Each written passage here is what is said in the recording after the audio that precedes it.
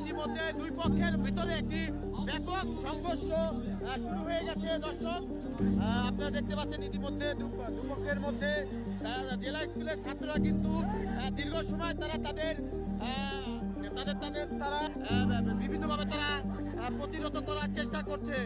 জেলা স্কুল ছাত্র যারা আছে তারা কিন্তু তাদের আত্মরক্ষার জন্য বিভিন্নভাবে চেষ্টা করছে আত্মরক্ষা করার জন্য।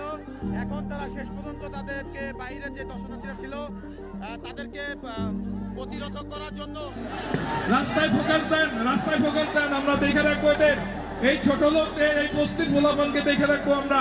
যারা জেলা স্কুলে ভর্তির যোগ্যতা নাই, জেলা স্কুলকে হিংসা করে, অসুবিধা নাই, তারা প্রোগ্রাম বন্ধ করছে। আমরা ইনশাল্লাহ দেখাই দিব যে এত ন্যাক্কারজনক মানুষ থাকতে পারে আমাদের ধারণা ছিল না।